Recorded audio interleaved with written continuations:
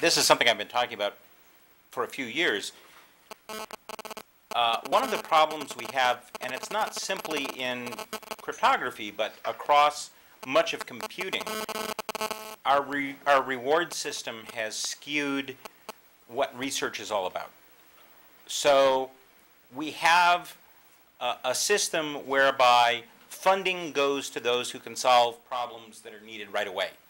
The solutions are needed right away. So government does that, companies do that. Instead of promoting longer-term, more fundamental research, we want to see the results right away. They're not willing to fund research that produces negative results. And so... That's what it used to be in Europe 10 years ago, by the way. And so we've gotten to the point where we're very conservative in the kinds of things that we're willing to propose. We also see in the arena of publications that there's greater and greater competition to have higher rankings or better publication rates. And so we see more and more papers with less impressive results. And as a field of computing in general, we don't really encourage or reward negative results or attempts to reconfirm what others have done. In the biological sciences or physical sciences, they redo experiments to show.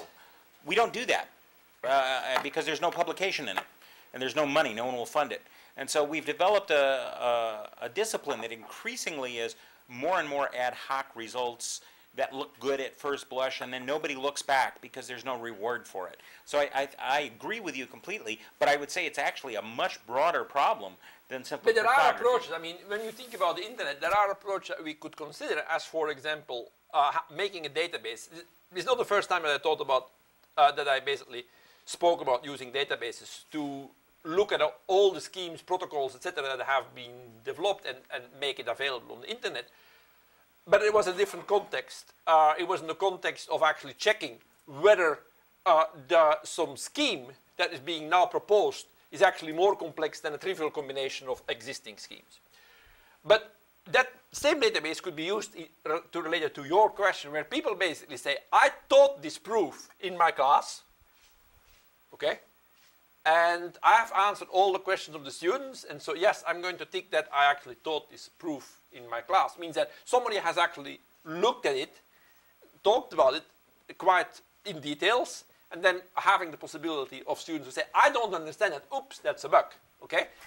So I remember when I was in Montreal, I actually was teaching students about the Fiat-Shamir protocol for identification, and then some student in the class actually mentioned that some attack against that scheme, which then became a paper at Crypto. So that would be one solution, and this is not necessarily limited only to this area. It might be done in broader context, where people basically attach their name saying this has been verified. Not necessarily say that it's kind of a trust, building up a trust system. It doesn't necessarily say that it is good. And I do realize that also formal methods are limited. It's kind of a little bit when you look and you talk to electrical engineer. They design circuits so that they become easier to verify. And that's also an approach. But yeah, the funding is a big problem. And I heard that National Science Foundation has been basically clobbered. And that goes back to the Bush administration. And that's actually very, very sad. And earlier, yeah.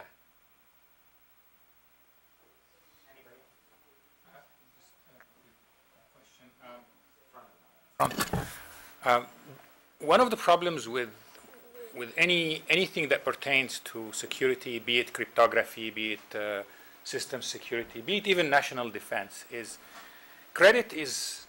societal credit is often, how do you claim credit? How do you get credit for what did not occur? I used to have on my slides, I used to have a citation to somebody who, then I said, oops, I put this guy's personal citation on my slides and I haven't asked him his permission. And so I've emailed him and he didn't basically want this citation as, actually he told me. And so then I removed it, which is really sad. So what happened to him, I'm not going to mention his name, I'm not going to mention the company.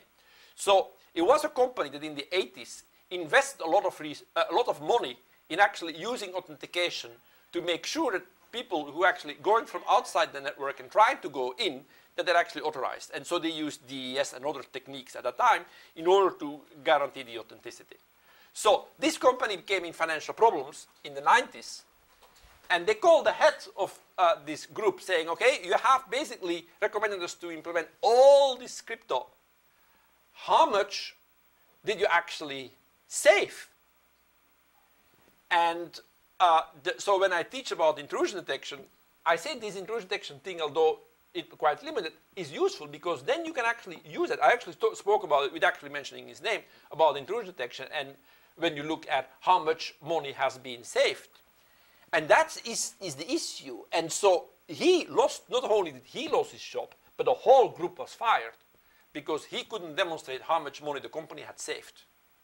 So yes, this is an important aspect.